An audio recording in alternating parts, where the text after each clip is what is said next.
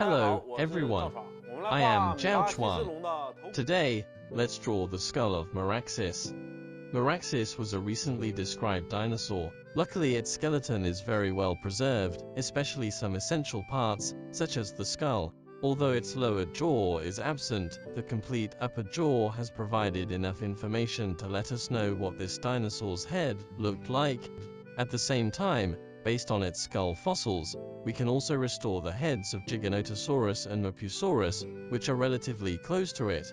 It provides us with richer information to understand this type of dinosaur. Let's start from its eyes. We draw its sclerotic ring first. Its eyes were about the same size as the inner circle of the sclerotic ring.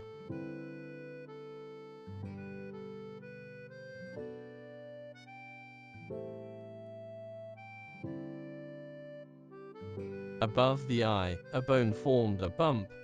The outside of this bump was covered with keratin, so its surface was relatively rough.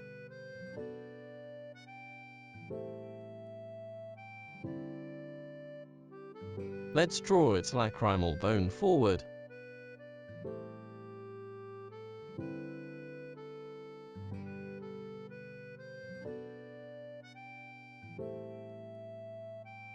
The lacrimal bone ran down and formed the front of its orbit.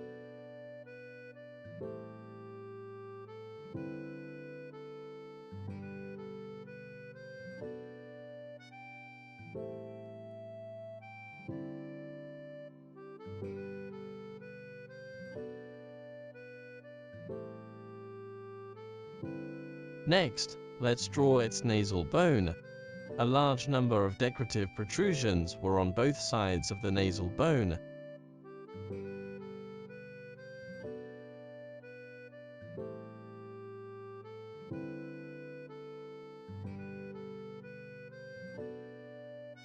Now let's draw its maxilla.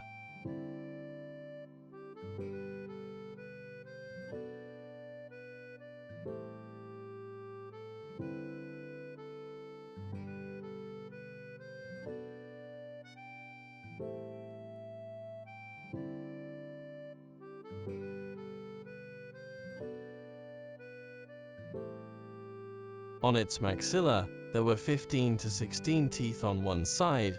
The teeth were smaller at the end, and got bigger as they went forward.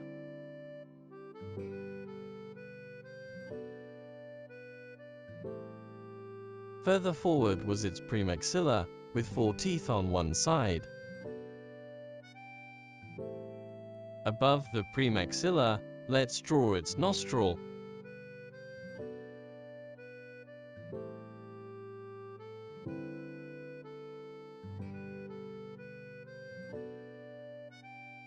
Its nose was a little square at the foremost. There were a large number of pits on the surface of its maxilla. This rough bone suggested that the skin covering the upper jaw was relatively hard.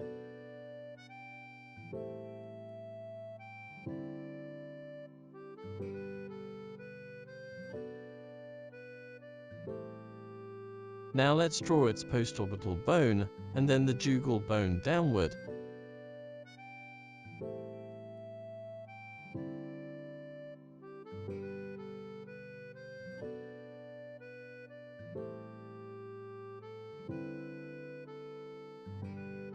Next, we draw its sphenoid, occipital, and quadrate bones at the back of the head.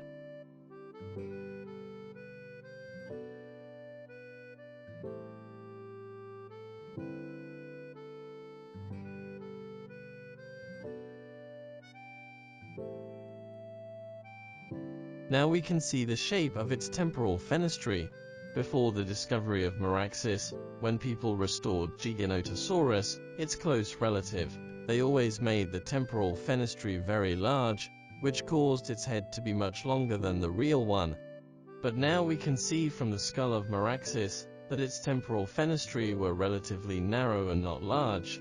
Now let's draw its mandible. Since its mandible was not preserved, we can reconstruct it based on the outline and length of the maxilla. Its lower jaw had fewer teeth than its upper jaw.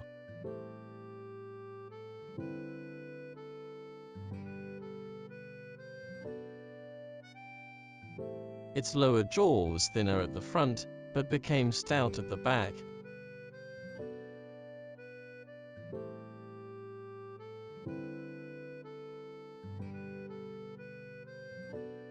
The mandible was composed of 3 bones, the dentary bone at the front, the phalangular above and the lower angular. Let's draw these 3 bones. The skull of Meraxes is finished.